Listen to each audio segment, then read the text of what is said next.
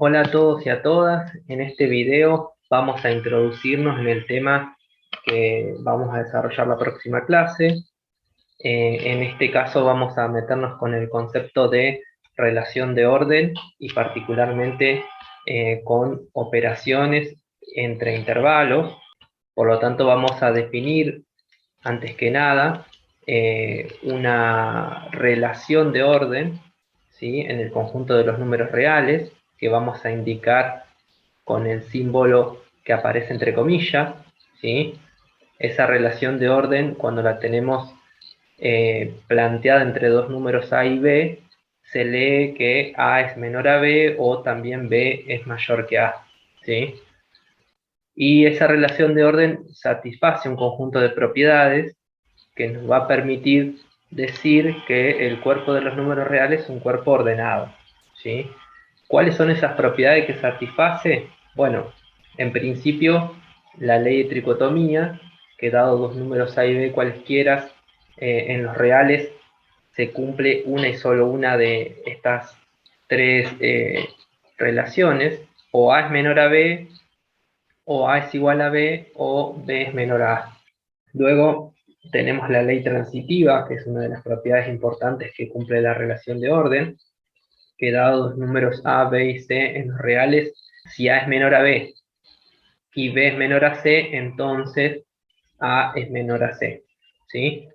Estas propiedades, que al igual que las propiedades que se cumplían en la igualdad, nos van a permitir resolver un conjunto de ejercicios que vamos a desarrollar la próxima clase.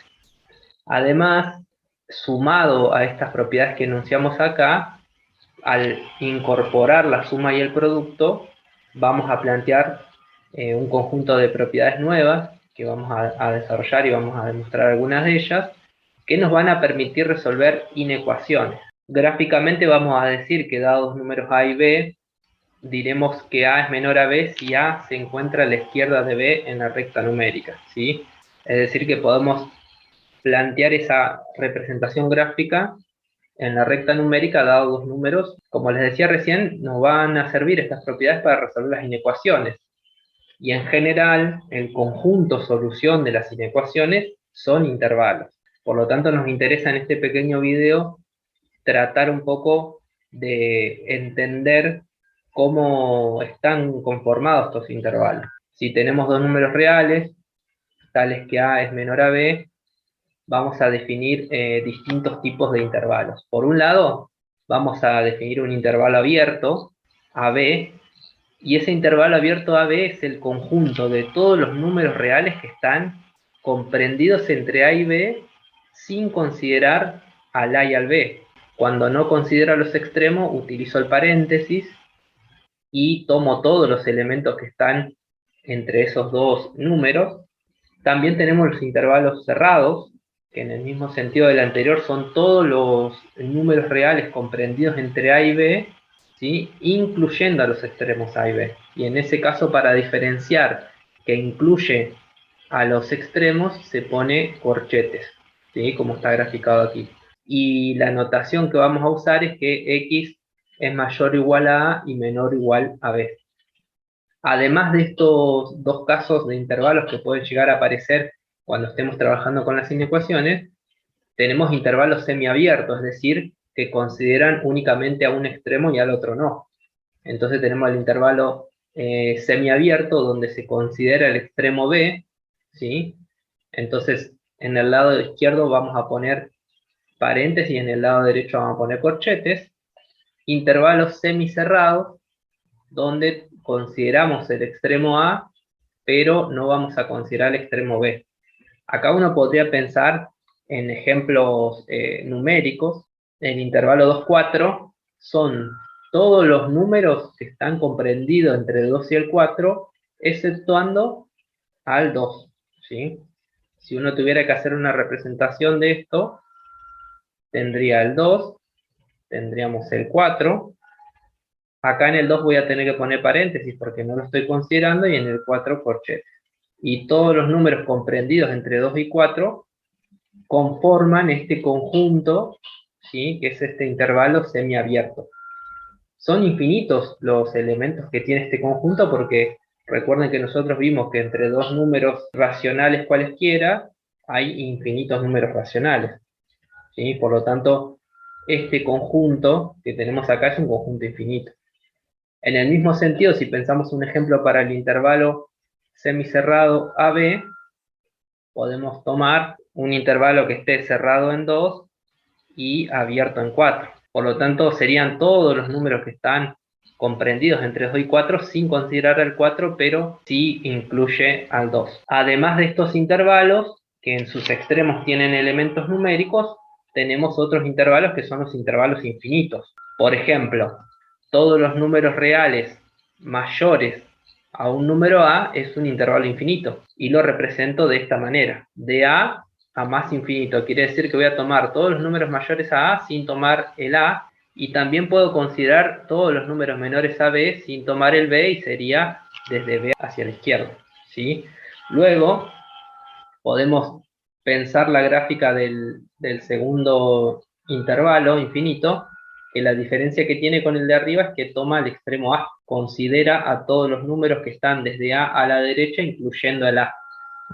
Si pensamos algo similar para el intervalo infinito que está en el último renglón, tendríamos que considerar el B, el extremo B, y tomar todos los elementos que sean menores a B. Estos conjuntos que nosotros definimos como intervalos, puedo plantear una operación.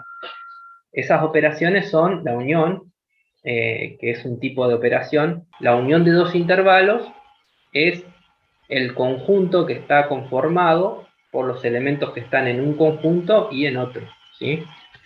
En este caso, fíjense que tenemos el ejemplo menos 2, 2, que si lo representamos gráficamente sería este intervalo que está acá en azul.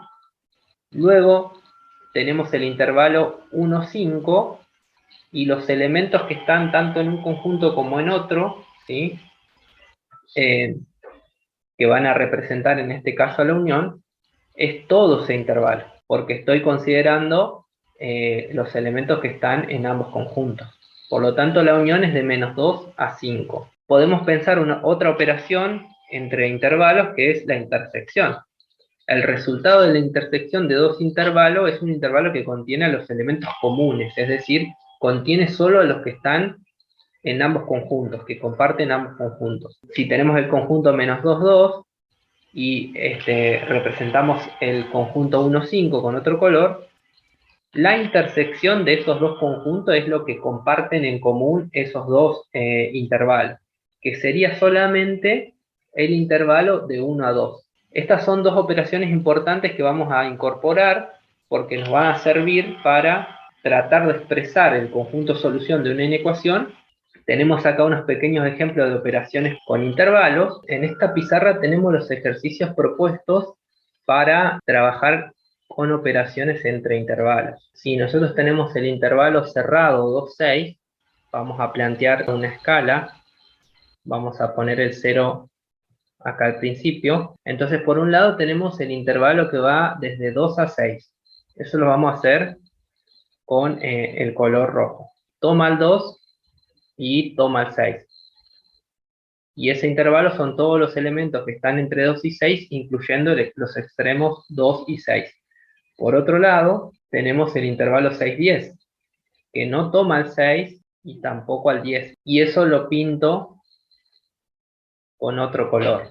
Ahora, si tenemos que pensar en la unión de estos intervalos, tenemos que tomar todos los elementos que están en el conjunto, en el primer conjunto, más todos los elementos que están en el segundo conjunto. Por lo tanto, la unión de estos intervalos es el intervalo que va de 2 a 10. Acá fíjense que en el primer conjunto que está pintado en rojo toma el 6 y en el segundo no.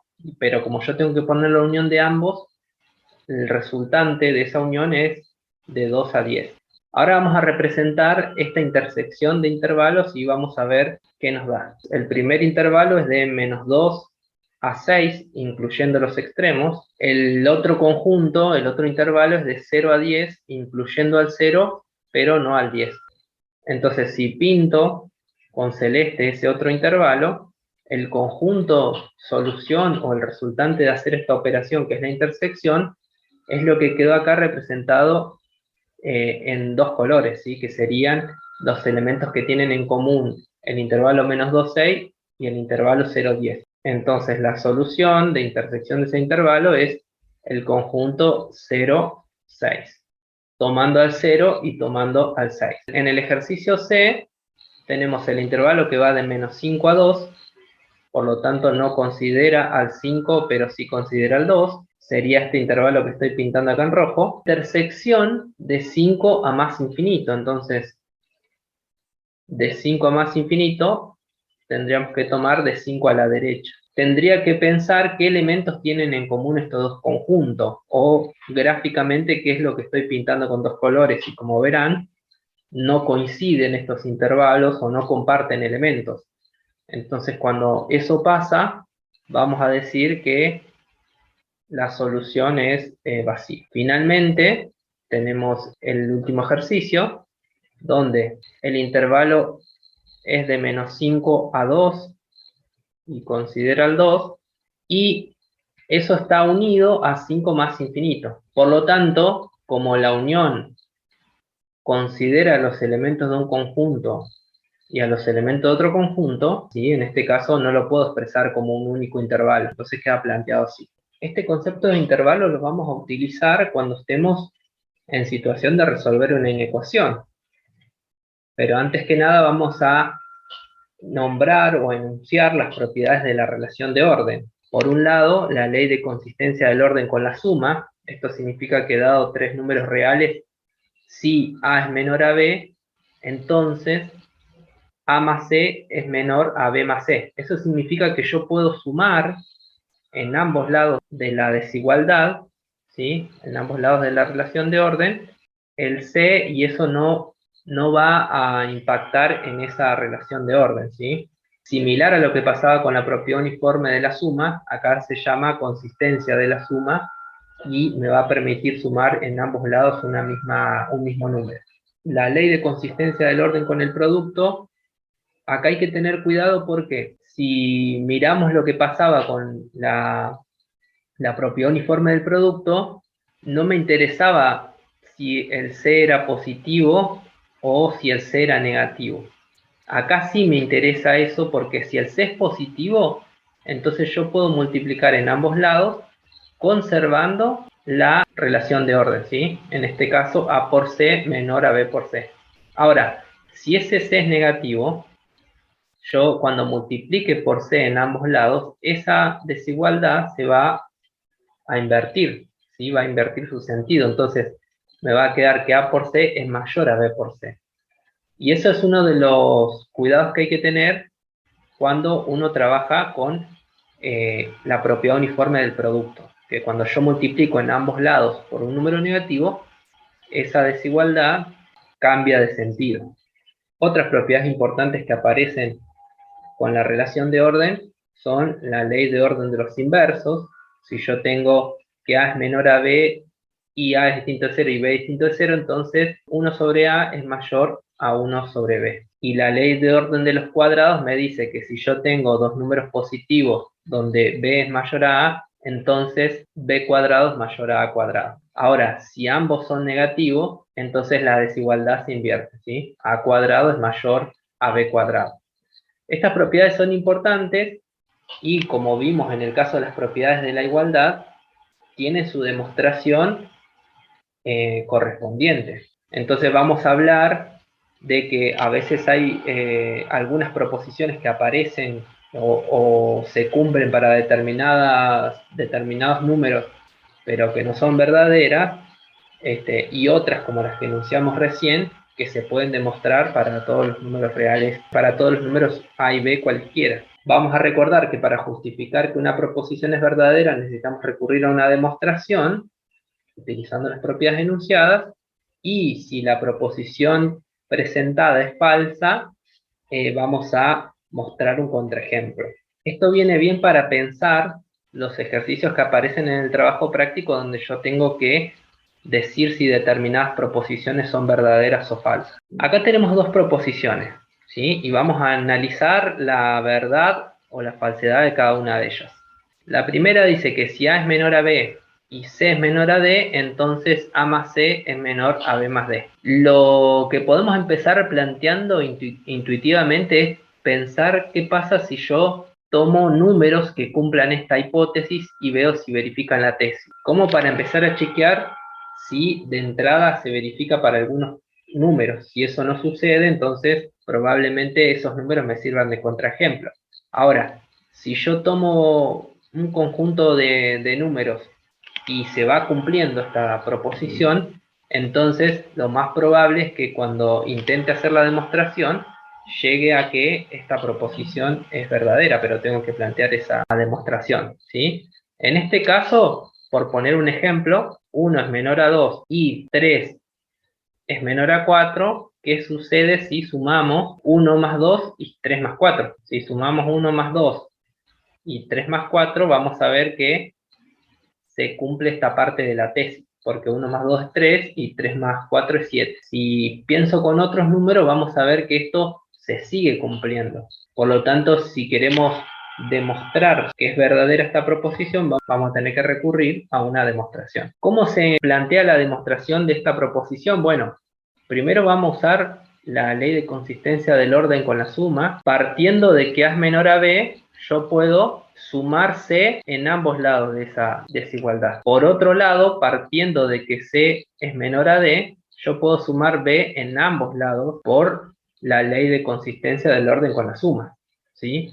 Ahora, puedo plantear que como en ambos lados tengo B más C, en el primer planteo me quedó B más C, y en el segundo planteo me quedó B más C, yo puedo usar la propiedad transitiva que enunciamos anteriormente. Esa propiedad transitiva me va a permitir concluir entonces que A más C es menor a B más D, que era lo que yo quería demostrar. Por lo tanto, partiendo de lo que teníamos como hipótesis, llegué a demostrar lo que tenía como tesis. ¿Está bien? Esta es una demostración sencilla. En el segundo caso, esta proposición que dice que si A es menor a B, entonces A es menor a B más C, rápidamente yo voy a poder corroborar que esa proposición no es verdadera, porque yo puedo pensar que 1 es menor a 2, pero ¿qué pasa si yo sumo solo en el lado derecho un número? Y como no me dice qué característica tiene que ser ese número, yo puedo sumar, por ejemplo, el menos 3. Y no me va a verificar que el resultado de 2 más menos 3 sea mayor a 1, porque me va a dar esta desigualdad, que es falso. Con una primera prueba a la cual yo sometí esta proposición, me terminó, no la terminó corroborando, por lo tanto esa proposición es falsa, y cuando analizo, saco una primera conclusión de que es falsa, planteo un contraejemplo. Entonces voy a decir que, considerando los números reales A igual a 1 y B igual a 2, y C igual a menos 2, sabemos que 1 es menor a 2, es decir, que cumple lo que nosotros llamamos hipótesis, pero que al sumarle el menos 2 en el lado derecho de la desigualdad, resulta 1 menor a 0, lo cual es falso. De esta manera vamos a mostrar cuando una proposición es verdadera, y de esta otra manera vamos a mostrar cuando una proposición es falsa, citando un contraejemplo. Ahora sí, dejamos planteado el tema de la próxima clase, que es las inecuaciones, y para resolver las inecuaciones vamos a utilizar las propiedades que vimos previamente, y vamos a decir que una inecuación es una desigualdad que contiene incógnitas, y resolver una inecuación es hallar el conjunto solución que la satisface. Acá, en su gran mayoría de las inecuaciones, el resultado va a ser un intervalo. Por lo tanto, si nosotros tenemos esta inecuación, la idea sería hallar los valores de m que cumplen con esta desigualdad. Entonces, lo primero que podemos plantear acá es dividir el denominador, que es 4, entre 3m y 8. Entonces me queda 3m sobre 4 y 8 sobre 4. Podemos simplificar el 8 con el 4, eso me va a dar 2. Y ahora podemos aplicar la propiedad de consistencia con la suma, donde lo que vamos a hacer es sumar 2 en ambos lados. Sumo 2 a la izquierda y sumo 2 a la derecha. ¿Está bien? ¿Por qué hago eso? Porque entonces ese 2 que estoy sumando me va a permitir cancelarlo con el menos 2. Luego, lo que vamos a hacer es sumar menos m en ambos lados, ¿sí? Si yo sumo menos m en el lado derecho me va a permitir cancelar el menos m más menos m. Entonces me va a quedar planteada esta inecuación y para poder despejar m yo tengo que aplicar la ley de consistencia del orden con el producto, que es multiplicar por menos 4 en ambos miembros. Y recuerden que cuando yo multiplicaba por un número negativo en ambos miembros, esta desigualdad se invertía. Multiplico por menos 4 a la izquierda y a la derecha y invierto la desigualdad. Finalmente, al resolver menos 4 por menos un cuarto me da 1, una m, y menos 4 por 5 medio me da menos 10. Por lo tanto, el conjunto solución son los valores menores a 10. Si yo quiero hacer una representación de ese conjunto, hago la recta numérica, marco el menos 10 y considero todos los valores menores a menos 10. El conjunto solución de esta inecuación son todos los valores menores a menos 10, por lo tanto el intervalo menos infinito menos 10. Y esta es la solución de una inecuación, y así es como se resuelve aplicando la ley de consistencia del orden con la suma y la ley de consistencia del orden con el producto. Recuerden que acá pueden ir escribiendo qué propiedades usaron. Con esto estamos en condiciones de resolver diferentes inecuaciones utilizando las propiedades que vimos, y con eso nos vamos a meter la próxima clase. Traten de avanzar con los ejercicios que están en el apunte planteados e incluso con los que están en el trabajo práctico. Así la próxima clase nos metemos de lleno a darle un cierre a la resolución de inecuaciones.